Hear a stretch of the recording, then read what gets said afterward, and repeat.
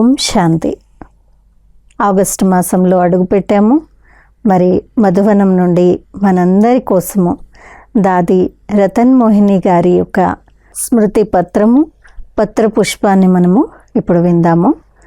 మరి దాది గారు ఈ లెటర్ని 22/7/24 జూలై 22వ తేదీన రాయటం జరిగింది. దీని యొక్క శీర్షిక హృదయం యొక్క సత్యమైన ప్రీతి.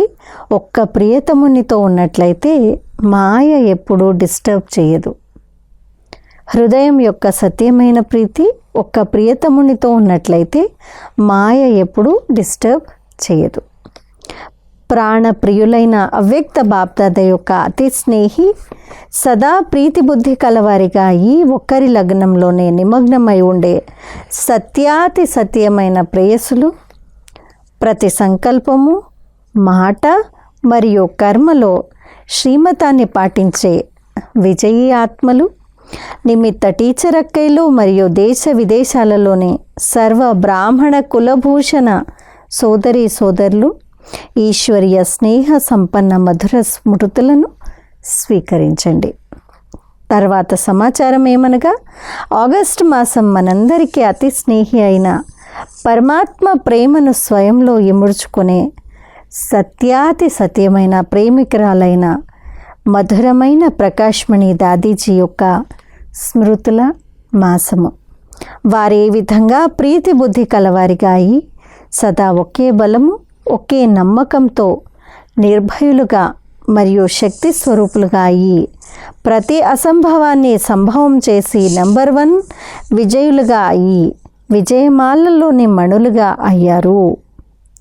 ఇటువంటి మధురమైన దాదీజీ యొక్క స్మృతి మాసంలోనే రక్షాబంధనము మరియు జన్మాష్టమి యొక్క పవిత్రమైన పండుగలు ఉన్నాయి. మధురమైన బాప్దాదా పిల్లలైన మనందరికీ ప్రతిజ్ఞను చేశారు. వారు మనకు ఎటువంటి రాఖీని కట్టారంటే దాని ద్వారా మనం స్వయము మాయాజీతులుగా విజయులుగా అవుతాము. అంతేకాక మన యోగ శక్తితో ప్రకృతి సహితంగా మొత్తం విశ్వమంతటిని పావనంగా తయారు చేస్తాము. రాఖీ యొక్క మధురమైన బంధము మనల్ని బంధనముక్తులుగా జీవన్ముక్తులుగా చేస్తుంది. అందుకే రక్షాబంధనమైన వెంటనే వైకుంఠనాథుడైన శ్రీకృష్ణుడి జన్మోత్సవాన్ని జన్మాష్టమి రూపంలో ఘనంగా జరుపుకుంటాము. ఈ 2 స్మృతి చిహ్నాలైన పండుగలు విశేషంగా పవిత్ర భవ, యోగి భవ అనే శుభ సందేశాన్ని ఇస్తాయి. ఇటువంటి పవిత్రమైన పండుగల పేరు మీద మీ అందరికీ చాలా చాలా శుభాభివందనలు.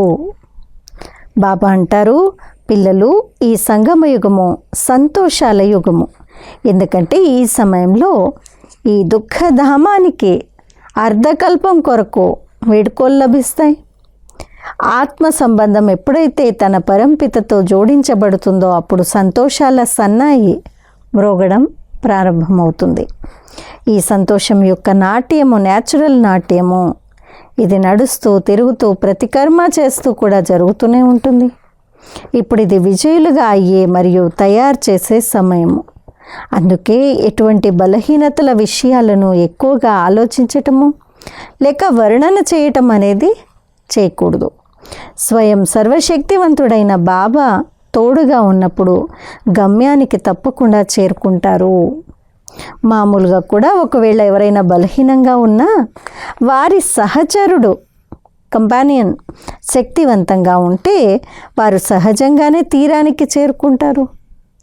కావున ఎప్పుడైనా ఏదైనా విషయము లేక పరిస్థితి వస్తే ఇలా అనుభవం చేయండి. ఏమని?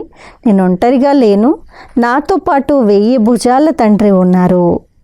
తండ్రి ఎక్కడైతే ఉంటారో అక్కడ ఎన్ని తుఫాన్లు ఉన్నా సరే అవి కానుకగా అయిపోతాయి. నిశ్చయబుద్ధి విజయంతి. ఈ టైటిల్ స్మృతితో విజయులుగా అవ్వాలి. సంకల్పంలో కూడా ఓటమి ఉండకూడదు. మరి చెప్పండి, ఈ విధంగానే అనుభవం చేస్తూ ప్రతి క్షణము ఉల్లాస ఉత్సాహాలలో ఎగురుతూ ఉంటారు కదా. ఈ ఉల్లాస ఉత్సాహమే అనేక రకాల విఘ్నాలను సమాప్తం చేస్తుంది.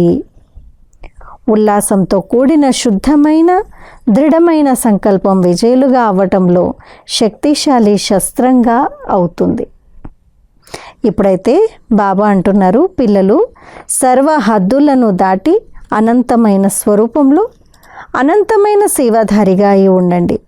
ఒక్క నా బాబా తప్ప ఇంకెవ్వరూ లేరు.